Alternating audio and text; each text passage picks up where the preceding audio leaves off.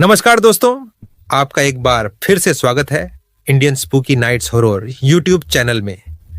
मेरा नाम है ध्रुव कादियान। आप सुन रहे हैं हॉरर कहानी, वो भी मेरी जुबानी। दोस्तों, आज का पॉडकास्ट बहुत स्पेशल और बहुत बड़ा होने वाला है। मैं गारंटी देता हूं आपने ऐसा पॉडकास्ट पहले नहीं सुना होगा, और साथ ही साथ इस वीडियो से हम एक प्रक्रिया शुरू करने वाले हैं कि इस वीडियो पे अपना स्टेट का नाम कमेंट करना है, और जो स्टेट सबसे ज़्यादा बार कमेंट होगा उसको मेन पिन कर दूंगा। और साथ ही साथ मैं अपनी अगली हॉरर स्टोरी उसी स्टेट की लाऊंगा, तो कमेंट करना ना भूले। और आपसे एक रिक्वेस्ट और है, प्लीज़ पॉडकास्ट को पूरा सुने। इस वीडियो को बनाने में हमें बहुत समय लगा है। तो चलिए वीडियो को शुरू करते हैं। मैंने इस कहानी को सिर्फ ट्रांसलेट किया है। अगर यह कहानी आप लोगों को अच्छी लगे तो प्लीज़ कमेंट ज़रूर कीजिएगा। धन्यवाद। ये कहानी दो ऐसे मित्र की है जो तारानाथ भट्टाचार्य, जो तारानाथ तांत्रिक के नाम से भी जाना जाता था, उनके घर जाकर उनसे अकल्पनीय, अविश्वसनीय बहुत सारी कहानियाँ सुनता और उनके मज़े लेता। दोनों मित्र के नाम थे किशोरी व अश्विनी। ये कहानी इसी पर आधारित है। तारानाथ तांत्रिक की मज़ेदार, अकल्पनीय, अविश्वसनीय, उसके जीवन में घटी बहुत सारे अद्भुत घटना की कहानी सुनने के लिए किशोरी और अश्विनी दोनों उनके घर जाते हैं। तारानाथ उनको कहानी सुनाते। आज जो तारानाथ तांत्रिक किशोरी और अश्विनी को कहानी सुनाने जा रहे हैं, वह है उनके जीवन में घटित ब्रह्म पिशाच की। आज की कहानी है तारानाथ तांत्रिक व ब्रह्म पिशाच। मठ की गली के मुहाने पर पहुंचते ही बारिश होने लगी। सुबह से ही बादल छाए हुए थे, लेकिन बारिश के कोई आसार नहीं थे। अश्विनी को पहले कहा गया था कि वह आज दोपहर तारानाथ के घर आएंगी, इसीलिए हम गली के मुहाने खड़े थे कुछ आलू छाप और बैगनी खरीदने के लिए। इतने समय में अश्विनी एक बॉक्स पासिंग सो लेकर मेरे बगल में आकर खड़ा हो गया। पहले भजा का पैकेट हाथ में लिए तारानाथ के घर के सामने हम लोग चल पड़े। ऐसे में बहुत जोर से बारिश शुरू हो गई। अश्विनी छाता नहीं लाया था। किसी तरह मेरे छाते के अंदर अपना सर टीका के चलते चलते बोला, मौसम विभाग में जो लोग काम करता है वह लोग सब एकदम मूर्ख हैं। मैं घर से बाहर निकलने के समय समाचार बहुत अच्छी तरह सुना था। उसमें बोला था कि आज पूरा दिन सूखा और धूप निकली रहेगी। बेवकूफ़ सब। इतने बारिश में एक ही छाता में दो आदमी टिक पाना बहुत मुश्किल होता है। किसी तरह जल्दी जल्दी चल के आधा भीग के तारानाथ के घर पहुंच गए। बैठक खाना का दरवाज़ा खुला ही था। छंटाई के ऊपर बैठकर तारानाथ होका में गश्त लगा रहे थे। हम दोनों को देखकर बोले, अरे अरे अरे, पूरा भीग गए हो क्या? मेरा ही दोष है, समय थोड़ा सा इधर उधर हो गया है। मैं आश्चर्य होकर पूछा, आपका दोष मतलब? हम लोग भीगे हैं, इससे आपका क्या संबंध है? तारानाथ मंद मंद मुस्कुराकर कहा, नहीं नहीं, कुछ नहीं। समय का हिसाब करते समय थोड़ा गड़बड़ हो गई थी, नहीं तो तुम लोग नहीं भीगते। इसका मतलब बारिश होगी, ये मुझे पहले से ही पता था। इधर तुम लोगों का भी आने का समय हो गया था, इसीलिए मैंने बारिश को थोड़ा पीछे कर दिया था। और भी ज्यादा कर सकता था, लेकिन प्रकृति के साथ ज्यादा छेड़खानी करना ठीक नहीं है। जो भी हो, और 5-10 मिनट अगर पीछे कर देता तो तुम लोगों को कष्ट नहीं देना पड़ता। तारानाथ के पास ऐसे कई सारे कहानी सुन सुन के आदत सी हो गई है, फिर भी कभी कभी सोच में पड़ जाते हैं। मैंने कहा, आप बहुत करतब दिखा सकते हैं। बारिश क्या कभी रोका जा सकता है क्या? अच्छा, तो रोका नहीं जा सकता क्या? तो मैंने कैसे रोका? इस तरह के बात का क्या उत्तर दे सकते हैं? मैंने कहा, आपका जो कदम है, आप सब कुछ कर सकते हैं। तारानाथ थोड़ा गुस्से में बोले, नहीं, मजाक नहीं। अग्रिम तंत्र क्या होता है जानते हो? बारिश तो छोटा मोटा आपदा है। अगर शिक्षा और ऊर्जा का सही इस्तेमाल किया जाए तो कई बड़ी प्राकृतिक आपदाओं को रोका जा सकता है। ये वह दिन है। इतना कहकर तारानाथ अचानक चुप हो गए। मैंने कहा, क्या हुआ था उस दिन? नहीं, वैसे ही तुम लोग कुछ भी विश्वास नहीं करना चाहते। तुम लोगों को यह बताने का मतलब है उपहास का शिकार होना, सर्वनाश। एक अद्भुत कोई घटना शायद सुन नहीं पाऊंगा। मेरे कुछ कहने से पहले ही अश्विनी बोल उठा, नहीं चक्रवर्ती जी, हम आप पर कभी विश्वास नहीं करते, कभी कभी आपको गुस्सा दिलाने में मजा आता है, बस। और क्या, वह भी शायद हम लोगों को नहीं करना चाहिए।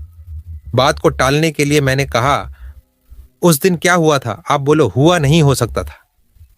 पिछले आषाढ़ के 11 तारीख को आप कहाँ थे? क्या कर रहे थे? ये कुछ 2:30 बजे के आसपास। हिसाब करके मैंने कहा, शनिवार था। मुश्किल से 2:30 बज रहे थे। ऑफिस का छुट्टी का समय था। घर जाने के लिए रटाम रास्ता की तरफ चल रहा था। क्यों, क्या हुआ बोलिए तो? उस समय तुमने कुछ अनुभव किया था क्या? मतलब कुछ अस्वाभाविक घटना का अनुभूति हुआ था? अजीब बात है, इतना दिन से कुछ भी याद नहीं था। अभी तारानाथ के साथ बात करते हुए सब याद आ गया। वही तो, उस दिन एक छोटा सा घटना घटा तो था, याद रखने जैसा बड़ा कुछ नहीं। लेकिन यह बात तो सही है कि उस दिन थोड़ा आश्चर्य तो हुआ था। रटाम को आने में लेट हो रहा था। रटाम स्पॉट के बगल में एक दुकान से सिगरेट खरीद के जला रहा था। अचानक से ऐसा लगा जैसे पैर के नीचे कुछ गुदगुदा रहा है। बड़ा सा चींटी या फिर किसी गोबर ब्रिंग के ऊपर खड़ा होने से जैसा लगता है, ठीक वैसा। चप्पल खोलकर पैर को झाड़ लिया, फिर भी गुदगुदाना कम नहीं हुआ। कई बार घबराहट के कारण शरीर के एक एक जगह पर अजीब सी अनुभूति होती है। सोचा यही शायद कुछ होगा, लेकिन उसी वक्त एक बात पर नजर पड़ी। थोड़ा आश्चर्य हो गया था। दोपहर को खाली रास्ता, फुटपाथ के दूसरी तरफ एक मध्यम आयु वर्ग के सज्जन अचानक खड़े होकर अपनी चप्पल को खोल के पैर के नीचे पता नहीं क्या देख रहे थे। एक बार अपने पैर को झाड़ने और फिर थोड़ा हैरानी के साथ फिर से चलने लगे। सोचा, बाप रे, पता नहीं आज क्या हुआ है, सबके पैर के नीचे गोबर बिंग घुस गया है क्या? छोटी सी बात थी, एकदम भूल गया था।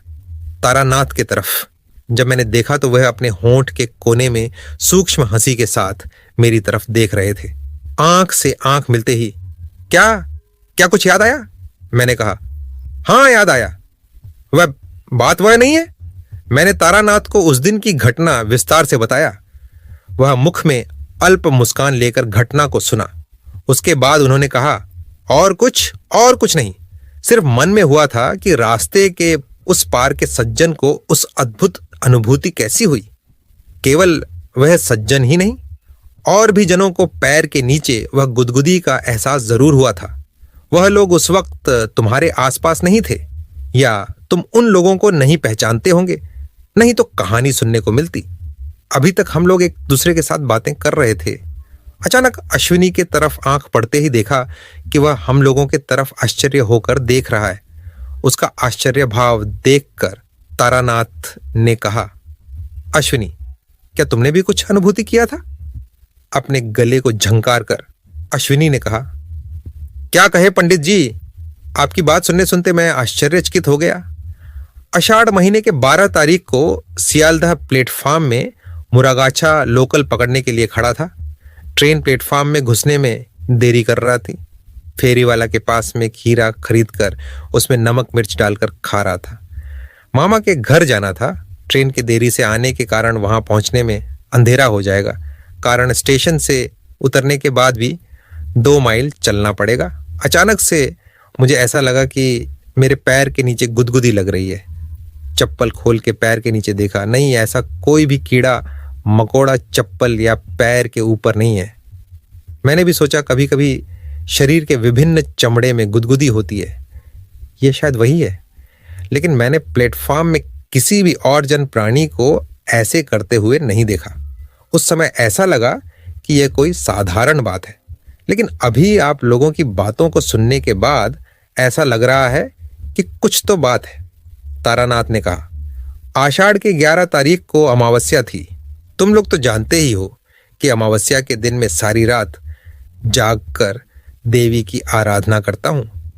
मैंने कहा, मतलब काली मां की साधना करते हैं? नहीं, बात ऐसी नहीं है। मां काली की पूजा तो मैं पहले ही कर लेता हूं, लेकिन मध्य रात्रि से सुबह के पहले प्रहार तक देवी मधुसुंदरी की पूजा करता हूं। यह पूजा कोई साधारण पूजा नहीं है, क्योंकि तंत्र में पहले से ही देवी मधुर सुंदरी का उल्लेख और स्त्रोत होती है, लेकिन कोई विस्तृत प्रणाली और पूजा का विविधता नहीं है। मैंने इसे मेरे ठाकुर दादा द्वारा लिखित शाश्वत पोथी के पन्ना में लकड़ी के त्रिपार्थों में बंधे दशा मातृका तंत्र के अंत में पाया। समझ में आया किस ग्रंथ के बारे में बात कर रहा हूं, जिसके अंत में मुझे जरा सर के पूजा के नियम मिले थे। मुझे याद आया कि तारानाथ के दादाजी के हाथ में लिखी चिट्ठी का आखिरी हिस्सा थोड़ा सा जल गया था और वो थोड़ा बहुत भुरभुरा होकर टूटकर बिखर गया था। इतने समय के बाद तारानाथ को किताब दिखाने के लिए कहने का कोई मतलब नहीं है। इसके पत्ते पंचभूतों में विलीन हो गए हैं। मैंने कहा, तो वह पूजा में बैठकर आपको क्या मिला? अन्यथा इस विषय का उल्लेख करने का क्या कारण है? बाहर बारिश तेज हो गई है। यादृच्छिक रूप से हवा के कारण खिड़कियां एक बार खुल रहा है और एक बार फिर बंद हो रहा है। बारिश की बूंदाबूंदी हवा के साथ आ रही है। अश्विनी ने उठकर अच्छी तरह से खिड़की बंद कर दी। तारानाथ ने कहा, बातों में बहुत देर हो चुकी है। तुम लोगों के लाए हुए समोसे अभी एकदम ठंडा हो चुका है। तुम लोग थोड़ा बैठो, मैं अंदर से आ रहा हूं। ये समोसे सब गर्म करना पड़ेगा और गर्म चाय भी तो चाहिए थोड़ा। मैं अभी आ रहा हूं। तारानाथ कभी कभी घर के अंदर बात करते करते या कहानियों के बीच में चले जाते हैं, कभी कभी सचमुच ही चाय को बोलने के लिए, कभी कभी हमें थोड़ा धूम्रपान करने का मौका देने के लिए। तारानाथ एक वृद्ध आदमी है, उनके सामने हम लोग सिगरेट नहीं पीते हैं। हम सब जानते हैं कि तारानाथ जानबूझकर कम से कम 5-6 मिनट देरी से आएंगे। तारानाथ के अंदर प्रवेश करते ही हम दोनों उठे और बरामदे पर खड़े हो गए। हवा के साथ अभी भी हल्की बूंदाबांदी चल रही है, लेकिन बड़ौदा में एक तरफ तिरपल लगा हुआ है। बड़ौदा के उस जगह पर हवा कम है। अश्विनी और मैं दोनों एक सिगरेट पीने लगे। 3-4 जोरदार खिंचाव के बाद ठंडे पानी की हवा के बूंदों का ठंड का एहसास गायब हो गया। घर के अंदर से हंसने की आवाज सुनकर मुझे एहसास हुआ कि तारानाथ घर लौट आया है। मैंने घर में प्रवेश किया और कहा कि मतलब मैं थोड़ी बारिश देख रहा था। और क्या, बहुत जोर से बारिश शुरू हो गई। ऐसे दिन अगर अच्छी कहानी नहीं होने से कैसे चलेगा? तख्त के पास बैठे तारानाथ ने कहा, वह समझ गया कि तुम लोग बारिश देख रहे थे। बस थोड़ी देर में गरम गरम पकौड़े और चाय आ रही है। खाते खाते देखते हैं कि कोई कहानी याद आती है या नहीं। मैंने कहा, लेकिन उस पैर के नीचे गुदगुदी वाला रहस्य के बारे में तो आपने अभी तक कुछ भी खुलासा नहीं किया। क्या हुआ था 11वीं आषाढ़ के रात के पूजा के समय? तारानाथ ने हमारे दिए गए पासिंग शो के सिगरेट के पैकेट में से एक सिगरेट निकाली और संतोष के साथ पीने लगे। तारानाथ ने कहा, दरअसल बात क्या है जानते हो? आम लोग अक्सर तंत्र साधना के यह सब ग्रिड बातें नहीं समझते हैं, इसीलिए आसानी से किसी को नहीं बताता हूं और यह सब अनुभव बहुत कम होता है। 11वीं आषाढ़ यज्ञ पूरा करने के बाद मन में मधु सुंदरी देवी की आवाज उठी। उन्होंने कहा कि अगले दिन दोपहर में बांग्लादेश के दक्षिण पूर्वी हिस्से में भूकंप आएगा। कोलकाता और इसके आसपास के क्षेत्र विशेष रूप से प्रभावित होंगे। प्रसिद्ध भूकंप के दौरान तुम लोग बहुत ही छोटे थे, शायद तुम लोगों को वह बात याद नहीं। मैंने सोचा था कि बहुत से लोग मरेंगे और घर नष्ट हो जाएंगे।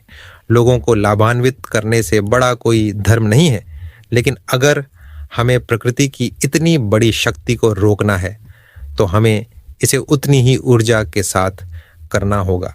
यज्ञ के अंत में मैंने यह देखने के लिए एक विशेष प्रक्रिया की कि इस मिट्टी को क्षेत्र के नीचे भूकंप की दवा कैसे बहेगी। मैंने कहा, फिर हमें यह कैसे मिला?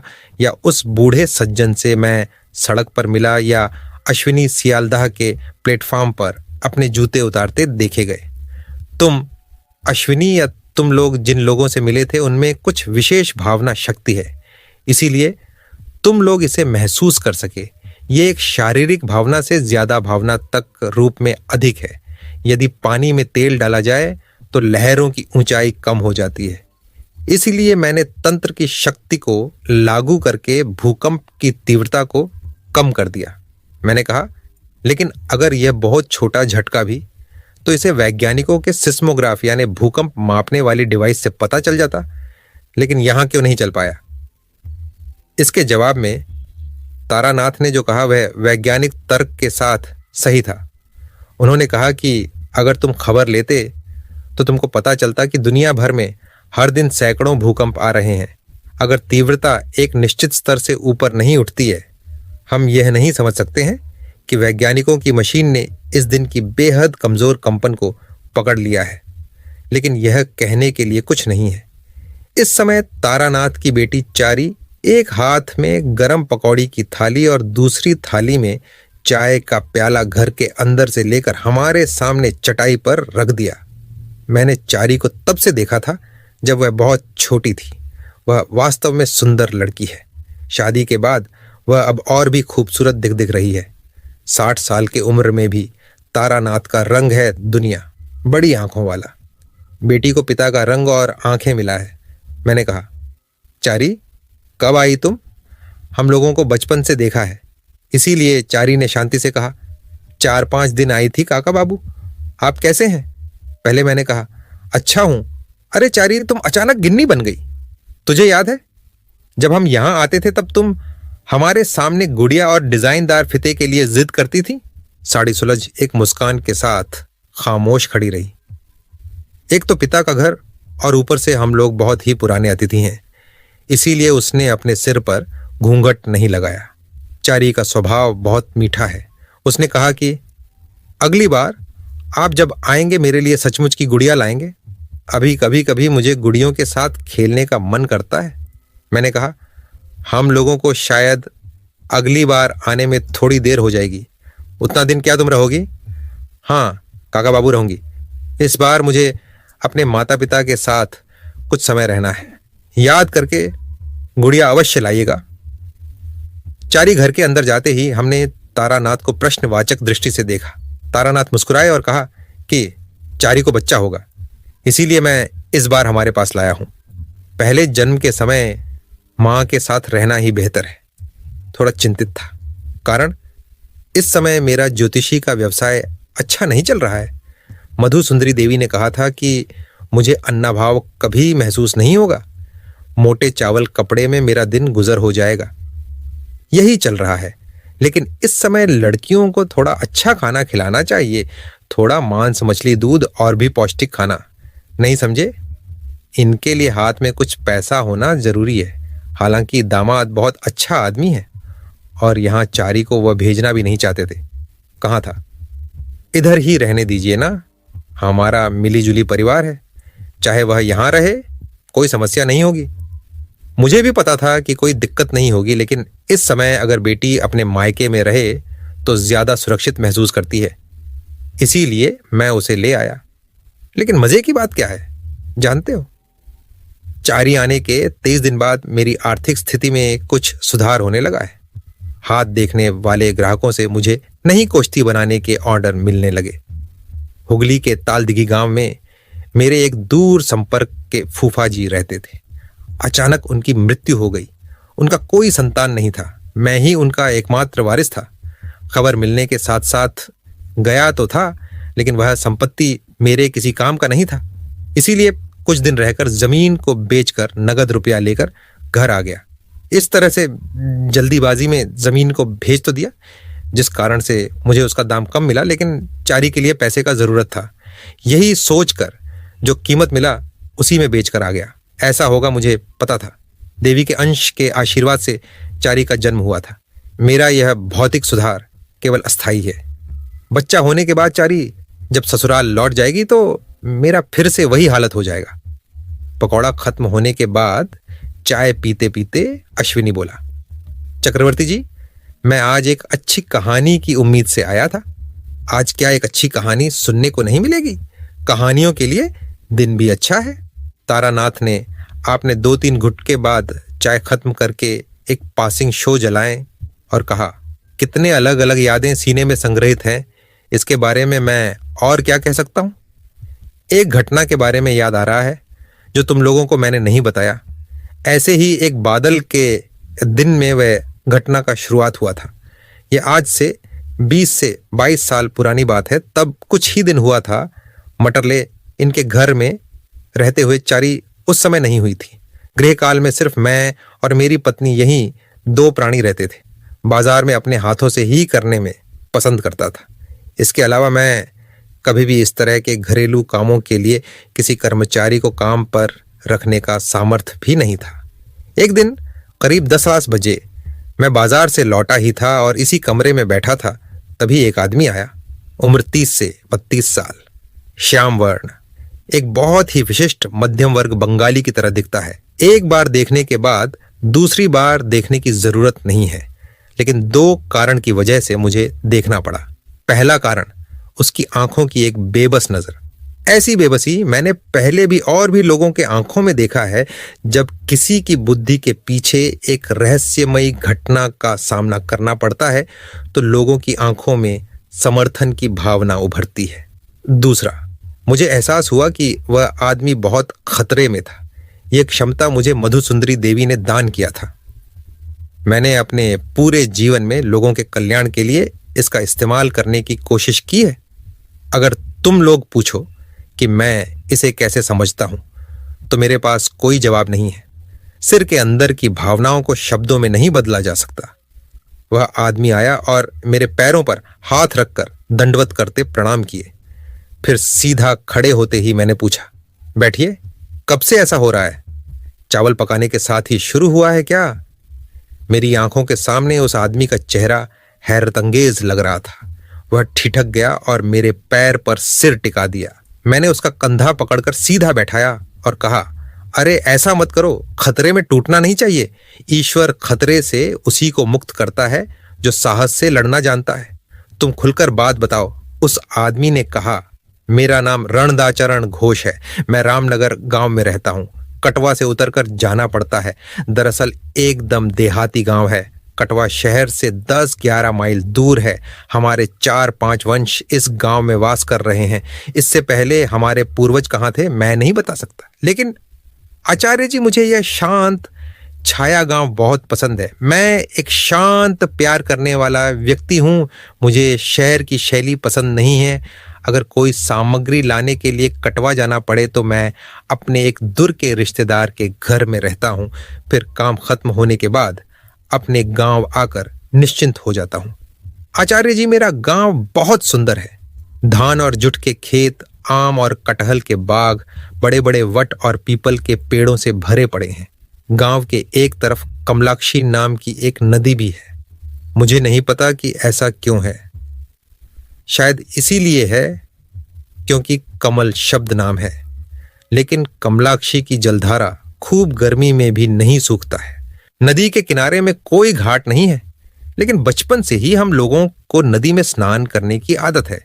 ठंडे पानी का स्वाद, पैरों के नीचे का रेत। क्योंकि पानी का कोई दूसरा स्रोत नहीं है, इसलिए गांव में हर कोई नदी में स्नान करता है। नदी में धीमी लेकिन अच्छी धारा बहती है, इसीलिए पानी बहुत साफ और शुद्ध है।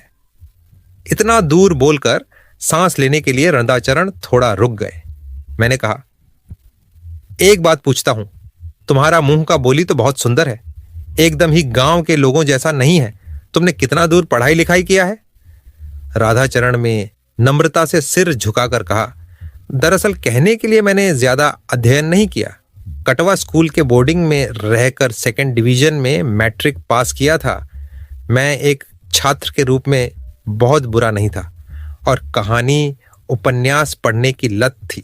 मैंने सामान्य लेखकों से लेकर बंकिम चंद्र, शरद बाबू, रविंद्रनाथ तक सब कुछ पढ़ा। हम लोगों का गांव में लाइब्रेरी नहीं था। स्कूल में पढ़ने के समय शहर के लाइब्रेरी से किताब लेकर पढ़ाई करता था। अब भी पी द्वारा कोलकाता से किताब मंगाकर पढ़ता हूं। बस यही एक लत है, दूसरा कोई भी लत तो नहीं। मैंने देखा रंगदाचरण का कहानी किसी और रास्ता की ओर जा रहा है। मैंने कहा, समझा। अब तुम्हारा यहां आने का मूल कारण क्या है, वह बताओ। वाणी में कोई कमी ना छोड़े, चाहे वह कितनी भी महत्वहीन क्यों ना लगे। किसी भी घटना को ना छोड़े। शुरू हो जाओ। रणदाचरण ने असमंजस में इधर उधर देखा और बातें करने लगे। उसने कहा कि मुझे नहीं पता कि कहां से शुरू करूं, कोई भी मुझ पर विश्वास नहीं करेगा, लेकिन क्योंकि आप ही मेरी एकमात्र आशा है, इसलिए मैं सब कुछ खुलकर बोल रहा हूं। जिस वजह से मैं आपके पास आया हूं वह आज से 1.5 महीने पहले शुरू हुआ था। हम एक किसान के घर में रहने वाले हैं। घर में वृद्ध माँ, पत्नी और 2 बच्चे। एक सुबह एक थोक व्यापारी शहर से अपनी जमीन पर उगाई गई सारी फसल खरीदने के लिए आया। आदमी अच्छा है और पिछले कई सालों से उसके साथ हमारा व्यापार है, अच्छी कीमत देता है। मैंने कहा, तुम्हारे जमीन पर क्या क्या होता है? रंदाचरण ने कहा, थोड़ा धान और जुट होता है, उसके साथ मसूर, उड़द, टमाटर, सीम। हमारी जो आम या कटहल का बगीचा है वह भी गर्म के महीने में जमा कर लेता है। जो भी हो, वह आने पर शहर से कुछ समाचार पत्र और बंगाली कहानियां लाए थे। उस आदमी के जाने के बाद मैं एक अखबार पढ़ रहा था कि मैंने अपनी माँ और पत्नी को रसोई के दरवाजे के पास खड़े होकर कुछ चर्चा करते हुए सुना। पहले तो मैंने ध्यान नहीं दिया, फिर मुझे अपनी माँ के गले में आश्चर्य का एक संकेत महसूस हुआ। मैं अखबार छोड़ करके रसोई घर के दरवाजे पर गया। मुझे देखते ही दोनों चुप हो गए। मैंने कहा, क्या हुआ माँ? तुम क्या कह रही हो? माँ ने कहा, अरे ये देखना क्या हुआ है। बहू चावल चढ़ाकर आंगन में झाड़ू लगाने गई, बाद में वापस आकर सब्जी काटने लगी। अचानक उसे याद आया कि चावल चढ़ाए बहुत देर हो चुकी है। चावल गल तो नहीं गया? जाकर देखा, चावल पकना तो दूर, कंचुल से जब चावल उठाकर देखा तो चावल थोड़ा भी पका नहीं है, एकदम चावल ही है। माँ को कहा, अरे वह कुछ भी नहीं, जाकर देखने को कहो, अब तक चावल पक गया होगा। पानी के वजह से कभी कभी ऐसा होता है, लेकिन बात वह नहीं है। चौधरी परिवार के ट्यूबवेल से खाना बनाने और पीने का पानी आता है। घर का किसान रामचंद्र जी के घर से लाता है। वह पानी बहुत ही अच्छा है, पीने में भी मीठा है और हर चीज बहुत जल्द पक जाता है। आज भी वही पानी आया था। मेरी बात को मानते हुए और भी 15 से 20 मिनट इंतजार किया, लेकिन वह चावल और नहीं पका। आधा घंटे के बाद भी उस हड्डियों से सिर्फ चावल ही निकला। कुछ भी समझ नहीं आने से फिर से पानी और चावल को चढ़ाया गया, लेकिन इस बार दूसरे दिन की तरह चावल अच्छी तरह पक के तैयार हो गया।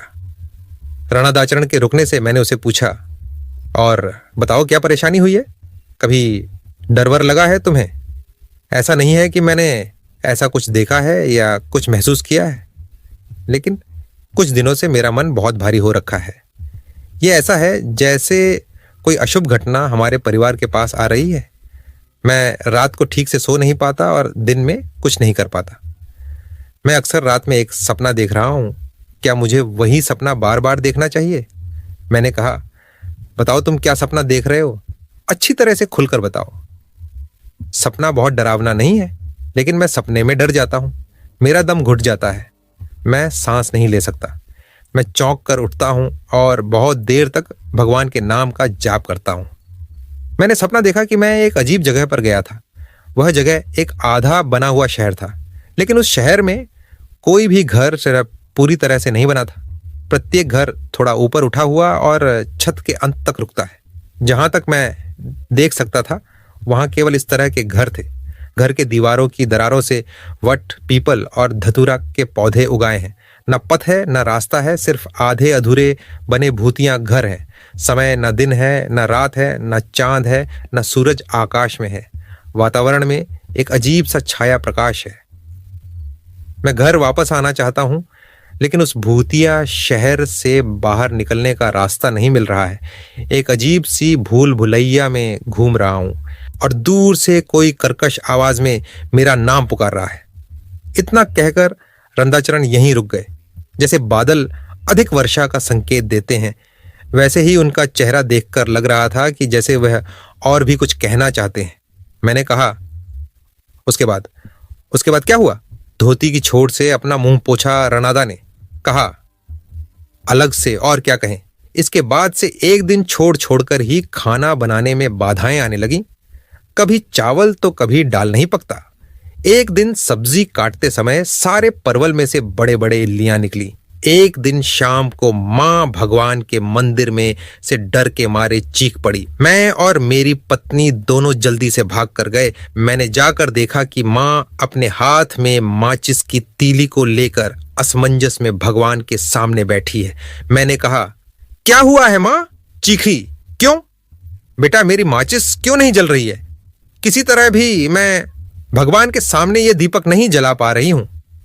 देखें, दो तो मुझे, कहकर माचिस को हाथ में लेकर 4-5 तीली बक्से पर घिसा। सच में एक भी तीली नहीं जली।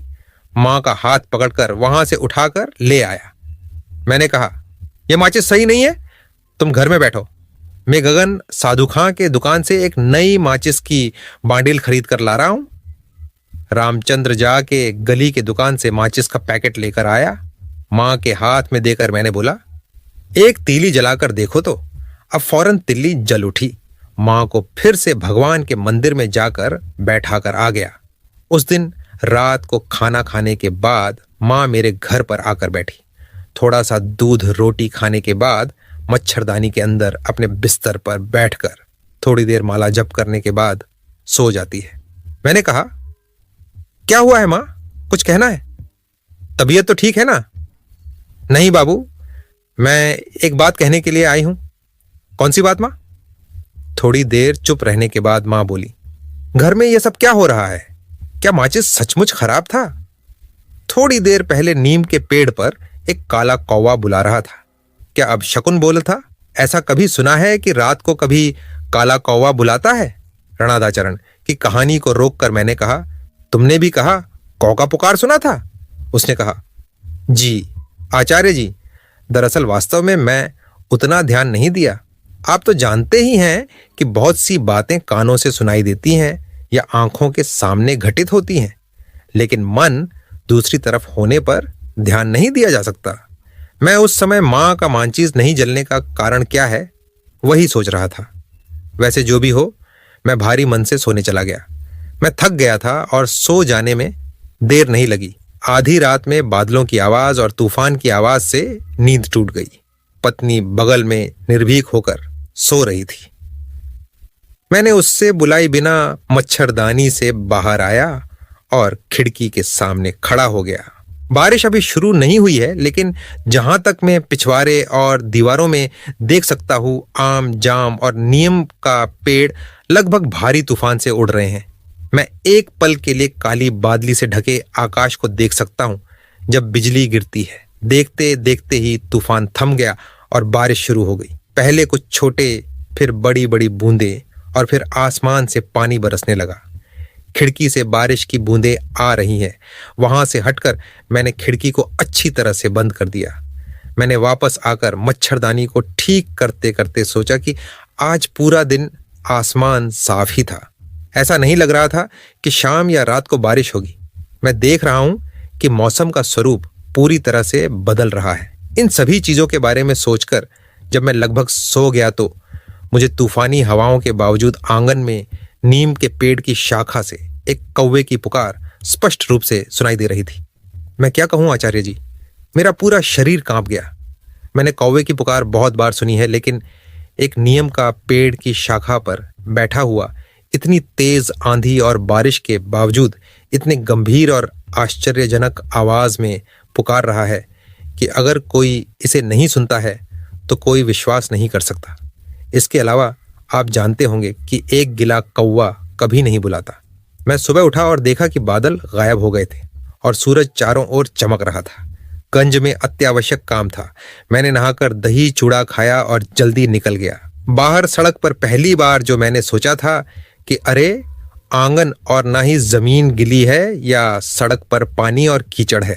रात भर आए तूफान में दो एक पेड़ के तने या पत्ते गिरे होने चाहिए थे।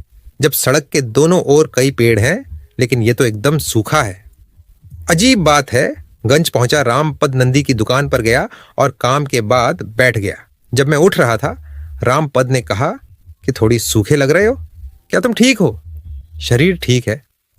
वास्तव में मैं आधी रात को एक तूफान में उठा और बहुत देर तक सोया नहीं, इसलिए शायद ऐसा लगता है। रामपद हिसाब किताब में क्या लिखने जा रहा था, अचानक रुके और मेरी ओर आश्चर्य से देखा और कहा, कल रात? नहीं, आंधी और बारिश? नहीं तो भैया, कल रात आंधी और बारिश नहीं हुई थी। नाव से माल आ रहा था और मैं उन बोरियों को गोदाम तक ले जाने के लिए लगभग पूरी रात जगा हुआ था। कहाँ कुछ भी, तो वह भी मुझे आश्चर्य से देख रहा है और मैं उसे आश्चर्य से देख रहा हूं। मैंने थोड़ा संयम से कहा, मैंने सपना देखा होगा। मैं अभी बहुत अजीब अजीब सपना देखता हूं। घर वापस जाते समय जिस जिस से मिला, मैंने उन सभी से थोड़ा समझदारी के साथ कल रात का तूफान के बारे में पूछा। नहीं, किसी ने भी कल रात बारिश और तूफान का आवाज नहीं सुना था। अबे ज्यादा आदमियों के साथ बात करने में डर लगा। छोटा गांव है, ज्यादा पूछने से पूरे गांव में फैल जाएगा कि रंदा चरण का सिर खराब हो गया है। पूरे गांव में क्या अनाप शनाप पूछे जा रहा है। उसके बाद कुछ दिनों तक कुछ नहीं हुआ और सब कुछ पहले की तरह सामान्य हो गया। मुझे लगा कि अब चिंता का कोई कारण नहीं है। जीवन में बहुत सी चीजें ऐसी होती हैं जो सीधे तौर पर समझाई नहीं जाती हैं और उनके बारे में चिंता करने का कोई कारण नहीं है। अन्यथा आपके पास आने की आवश्यकता नहीं होती। अगर मैंने सवालिया निगाहों से उसकी तरफ देखा और कहा कि बताओ तुम क्यों रुके, फिर क्या हुआ? रणदाचरण की आंख जैसे कहीं खो गई थी। मेरी तरफ देखकर उसने कहा, फिर मेरा समय पीछे जाने लगा। मेरे मन की स्थिति बहुत खराब थी। रणदाचरण के पीछे जो धुंधला अंधेरा मैं देख रहा था वह और भी गहरा हो गया। ऐसा लगता है कि खतरा तेजी से बढ़ रहा है और जिस दुष्ट शक्ति ने व्यक्ति को अपने कब्जे में कर लिया है, वह शक्ति नहीं चाहता कि वह अब मेरे पास ज्यादा देर तक बैठा रहे। मैंने कहा, यह समय गंवाने का क्या मामला है? जी दरअसल वह अजीबोगरीब घटना 7-8 दिन पहले घटी थी। बुधवार की रात थी। खाने पीने के बाद अच्छी नींद आई। अगले दिन मुझे उठना है और कार्गो शिपमेंट कार्य के लिए एक छोटे से उपजिला शहर जाना है। मैं सुबह जल्दी उठा और रसोई से हाथ मुंह धोकर अपनी पत्नी से कहा कि दही चूरा लगा कर दो, मैं उपजिला चला जाऊंगा, जल्दी में हूं। उसने मुझे आश्चर्य से देखा और कहा, आज फिर से? क्या बात है, बोलिए तो। रोज रोज उपजिला शहर में क्या काम? रोज रोज? हर दिन में उपजिला शहर कब जाता हूं? मेरे पत्नी का चेहरा चौंक गया और उसने कहा कि अरे, कल ही तो तुम सुबह जल्दी उठकर उपजिला शहर चले गए और कहा कि कुछ जरूरी काम है।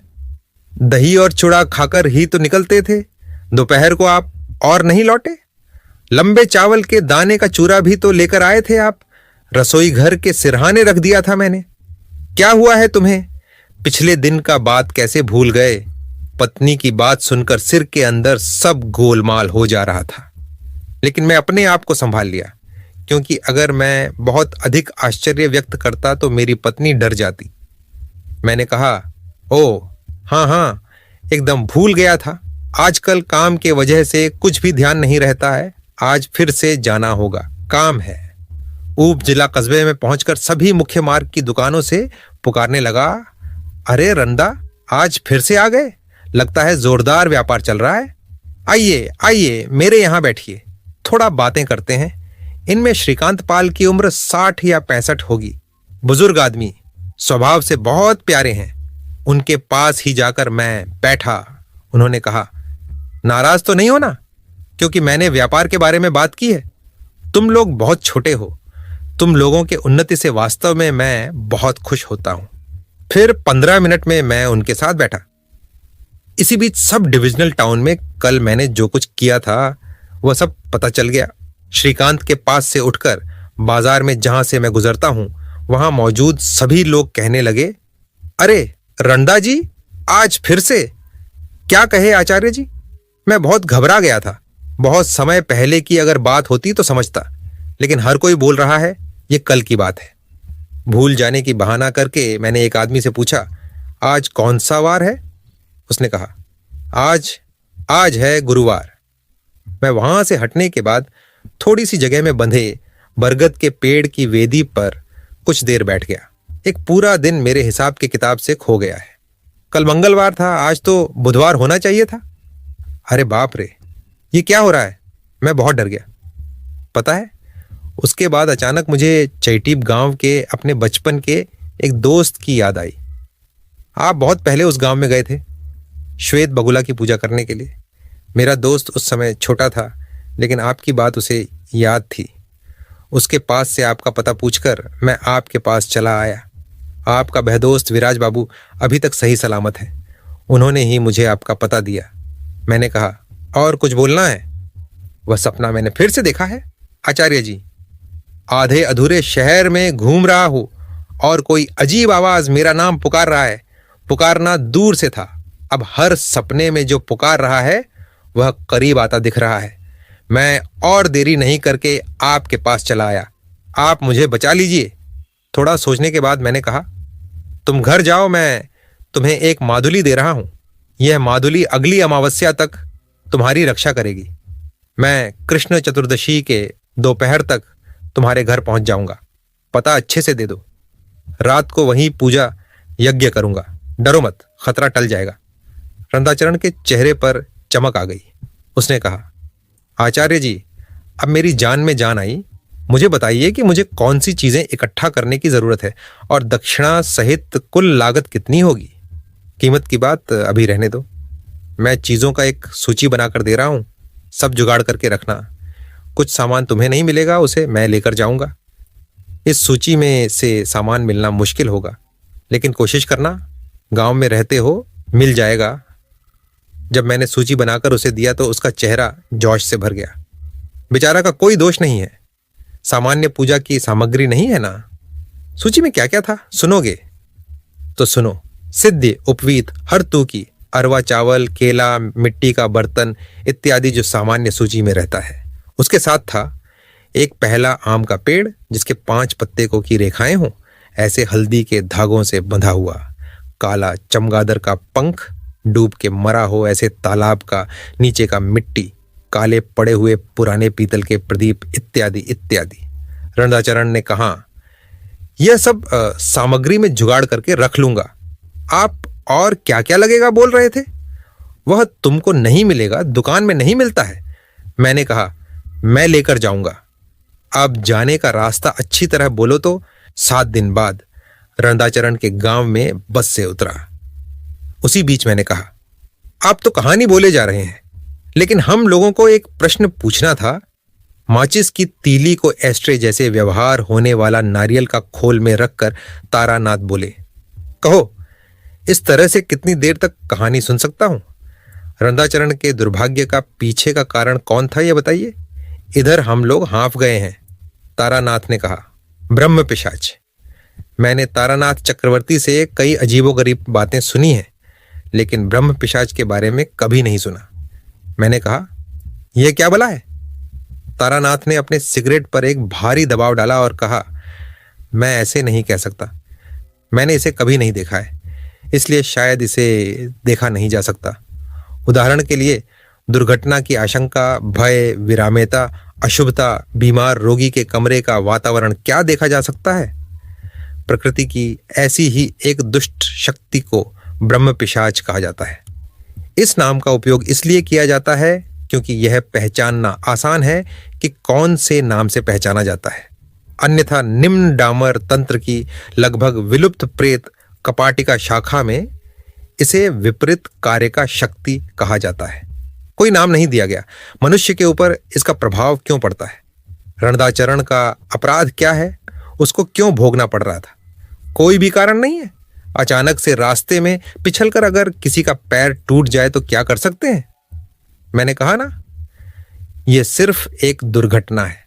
बहुत शक्तिशाली संभावना है। यदि यह किसी को प्रभावित करता है तो किसी के पास इसे एक दुर्भाग्यपूर्ण दुर्घटना के रूप में स्वीकार करने के अलावा कोई विकल्प नहीं है। ब्रह्म पिशाच जगत की एक अंधी बुराई है जिसका कोई रूप या चेतना नहीं है, परंतु जिस पर इसका प्रभाव पड़ता है उस पर और उसके निकट के लोगों को बहुत कष्ट देता है। मैंने कहा, क्या आप इसके बारे में पहले से जानते थे या रंदाचरण पहले थे? तारानाथ ने कहा, रंदाचरण दूसरे थे। ये घटनाएं रोज नहीं होती हैं और इतने बड़े देश में कहीं होती भी है तो सारी खबरें मुझ तक नहीं पहुंचती। मैंने केवल एक व्यक्ति को पिशाचग्रस्त देखा था। उस समय मैं पूरे बांग्लादेश में पैदल ही घूम रहा था। मैंने नदियां और मुर्शिदाबाद की सीमा पर एक गांव में शरण ली थी। वहीं पर भेंट हुआ था। उन्होंने मुझे नहीं बुलाया था और ना ही मेरी तंत्र मंत्र साधना के बारे में कुछ पता था। मैंने एक साधारण ब्राह्मण अतिथि के रूप में रात्रि विश्राम किया था। उन दिनों, केवल उन दिनों में क्यों, एक ब्राह्मण की खातिर अभी भी गांव के प्रति अतिथि के रूप में है। मैं शाम को उनके घर के बरामदे में बैठा था।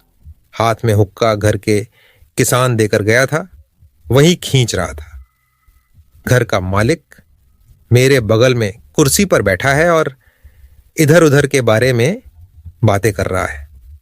अचानक सामने के आंगन में एक थपके आवाज आई। मालिक का नाम विष्णुपद है। वह कुर्सी से उतरकर बात देखने चला गया। तुरंत बाद एक चीख, ये क्या है? अरे भोला, ओ भोला! सारे भाई लड़के घर से बाहर आ गए। लालटेन और लाठी हाथ में लेकर कर्मचारी भोला भी देखने आए कि मामला क्या है। और मैं भी आगे बढ़ गया।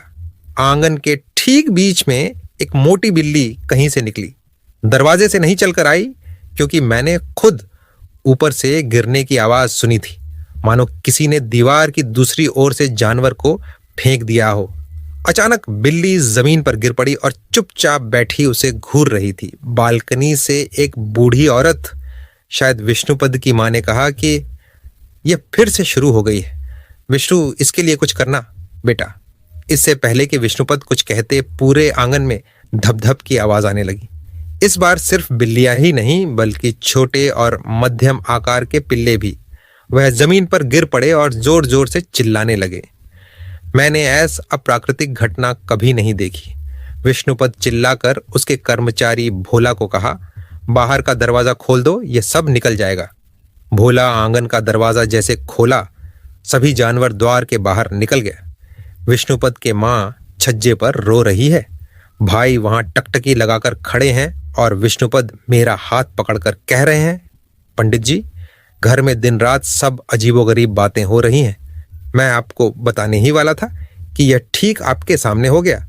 विष्णुपद ने अपने घर की सारी घटना बिना झिझक के सुनाते रहा, लेकिन मुझे उन्हें सुनने की जरूरत नहीं थी, क्योंकि तब तक मैं हवा में चावल की एक अप्रिय गंध के साथ एक अजीब सी दुर्गंध मिलना शुरू हो गया था। मैंने कहा, उसे क्या पता चला? नया एक पासिंग शो जलाकर तारानाथ ने कहा, मैं समझ गया कि इस घर में ब्रह्म पिशाच का आगमन हुआ है। यह सब इसका ही इशारा है। गुरु के पास सुना था, ग्रंथ में पढ़ा था, लेकिन पहली बार देखा। उसके बाद क्या किया? करना और क्या है? आदमी को पिशाच से मुक्त करने के लिए जो किया वह किया। हमारे साधना में एक नियम है, गुरु का आदेश है कि किसी को संकट में ना छोड़े। यदि आप भाग गए तो आपके साधना का फल नष्ट हो जाएगा। मैंने जो कुछ रंदाचरण के घर में किया, वही मैंने विष्णुपद के घर में भी किया। मैंने कहा, उसमें कुछ फल मिला? पिशाच का प्रभाव दूर हुआ? तारानाथ थोड़ा गुस्से में आकर बोले, क्या बोल रहे हो? फल नहीं होगा क्या? मैं तारानाथ तांत्रिक हूं, बीरभूम के शमशान के हांकिनी सिद्ध मातू पगली के शिष्य हूं। मेरे सामने एक निम्न डामर से निकलकर एक तुच्छ पिशाच क्या खड़ा रह सकता है? कभी प्रक्रिया करके भगा दिया। साहस करके मैंने पूछा, कौन सी प्रक्रिया? फिर से वही प्रश्न। कितने बार मैंने कहा है कि गुजह क्रिया की बात भूल कर भी किसी को नहीं बोलना चाहिए। बोलने से किसी को समझ में भी नहीं आएगा और क्रिया का गुण भी नष्ट हो जाएगा। लेकिन कुछ बात तुम लोगों को बता सकता हूं, क्योंकि तुम लोग अच्छे आदमी हो। ब्रह्म पिशाच को भगाने का पूरा क्रिया तो नहीं बता सकता, लेकिन क्या क्या जरूरत पड़ती है वह तो मैं तुम लोगों को पहले ही बता दिया था। और भी बहुत कुछ है, सुन के आश्चर्य हो जाओगे। मैंने सबसे पहले देह के बंधन के रूप में जयंती की जड़ की एक उंगली के आकार काट दिया और मंत्र जाप करके खतरे में पड़े व्यक्ति के मणिबंध पर लगा दिया। जयंती क्या होता है पता है? जयंती का ये लोकायत सामान्य नाम है। जाई हर्रत की पूजा के दुकान में मांगने से मिल सकता है, लेकिन सबसे पहले वह दीर्घकाल से सूखा और वह सचमुच का वहीं पर है कि नहीं कहना मुश्किल है। सुन तो लिया, लेकिन खुद से करने मत जाना। कारण असली चीज है वह मंत्र जो मैं तुम लोगों को कभी नहीं कहूंगा। इसके साथ ही काली बकरी से चिपकी हुई मिट्टी को चाकू से थोड़ा सा खुरच कर लेना पड़ता है। घोड़ी की पिछली टांगों के बाल आदि, आनंद की लकड़ी की आग बनाकर मिट्टी के छोटे से बर्तन में यह सारी सामग्री इकट्ठा करके जलाना पड़ता है। यज्ञ की शुरुआत बगल में बैठे यजमान को उस राख को बारिश की पानी से मिलाकर वही भस्म का तिलक माथे पर लगाना चाहिए। जो भी हो, रणदाचरण के घर की तरफ चलना शुरू किया। तारानाथ को रोक के मैंने कहा, नहीं नहीं, वह बात को पहले पूरा कीजिए। कौन सी बात? वह जो अरवा चावल और किसके गंध का बात कर रहे थे। ओह, उसे भूल ही गया था। जहां से आपको ऐसी गंध आती है, आपको पता चल जाएगा कि या तो कोई दुष्ट देवता है या सांप की उपस्थिति है। आश्चर्य होकर कहा, सांप और अब देवता? मैंने अब तारानाथ को परेशान नहीं किया। अजीब बातें सुनते सुनते असली कहानी सुनना रह जाएगा। हाँ, अगर गोविंद भोग चावल की गंध हवा में फैला हो, खासकर अगर दूर दराज केवोटे या गौखर पास हो। तारानाथ बोलने लगे। 1 घंटे की पैदल यात्रा के बाद में रामनगर गांव पहुंचा। आम जाम कटहल के छांव से घिरा एक बहुत ही रमणीय गांव है। लेकिन जब रणदाचरण के घर में प्रवेश किया तो मन की शांति की भावना गायब हो गई। यह विशेष भावना शक्ति मुझे मधुसुंदरी देवी ने दी थी। जहां कुछ भी बुरा या अप्राकृतिक शक्तियों का आवेश घटा है, मैं इसे तभी समझ सकता हूं जब मैं उस जगह पर कदम रखता हूं। मुझे देखकर रणदाचरण द्वार कर आया। मैं छज्जे के ऊपर बैठकर और हाथ मुंह धोकर आराम करते करते मैंने पूछा कि क्या कुछ और हुआ था? जी नहीं, शायद यह आपकी दी हुई माधुली का गुण है। केवल कल रात को भी वह सपना देखा था। वही उस आधी अधूरी घर बनी हुई। मैं भूल भुलैया से बाहर नहीं निकल सकता। मैंने कहा, और डरने की जरूरत नहीं है रंदा, अब सब ठीक हो जाएगा। जो जो सामग्री लाने को कहा था सब मिला। जी हाँ। कुछ तो आप लाएंगे कहाँ था? वह मैंने लाया है। तुम्हारा घर तो बहुत बड़ा है। छत में उठने का सीढ़ी है? नहीं तो आज ही लोगों से बांस की सीढ़ी बनाओ। कल की पूजा में छत पर करूंगा। जी, छत पर? हाँ रंदा, एक बात अच्छी तरह सुनो। यजमान को बिना बोले कोई भी क्रियाकर्म करना उचित नहीं होता है। उस क्रिया का फल नहीं मिलता है। तुम्हारे घर में या तुम्हारे जीवन में जो घटना हो रहा है, उसका कारण जानते हो? प्रश्नवाचक दृष्टि से रणदाचरण देखने लगा। उसके तरफ देखकर मैंने कहा, तुम्हारे ऊपर ब्रह्म पिशाच का साया पड़ा है। ऐसी बात सुनने से आदमी के मन का स्थिति अच्छा नहीं रहता है। रणदा का मुंह सूख गया था। उसने कहा, आचार्य जी, यह क्या चीज है? वह बात तुम्हें जानने का जरूरत नहीं है। अगर आपको आगम तंत्र का ज्ञान नहीं है तो आप इसे समझ नहीं पाएंगे। मेरे घर जिस दिन तुम गए थे, तुम्हारे बातों से ही समझ गया था कि क्या हुआ है। ब्रह्म पिशाच के प्रभाव से मनुष्य के सारे प्रयास अधूरे रह जाते हैं, जिस कारण से सपने में अपना घर बना हुआ देखा था। अन्न कृतिका हुआ है, मतलब अन्न बनाने के समय चावल आधे से ज्यादा नहीं पकता है। इसके अलावा कुसमय का आरंभ हुआ है। अजीब तरह से जीवन से समय का गायब हो जाना, और उसके साथ सुना जा रहा है रात्रि में कौवे का पुकार। अगला पर्व बहुत ही दुखदायक है। वही आखिरी पर्व था। सौभाग्य से इससे पहले ही तुम मुझसे मिलने आ गए। नहीं तो, रणदाचरण कांपते हुए गले में बोला, नहीं तो क्या होता? नहीं तो अंतिम पर्व, अर्थात शरीर का हानि होना शुरू हो जाता। घर का जो मालिक है, उनका शरीर खराब होना शुरू हो जाता। कोई इलाज से कोई फल नहीं मिलता। थोड़ा थोड़ा करके शरीर आधे से ज्यादा सिकुड़ जाएगा, फिर निश्चित मौत। रणदाचरण के आंख में पानी था।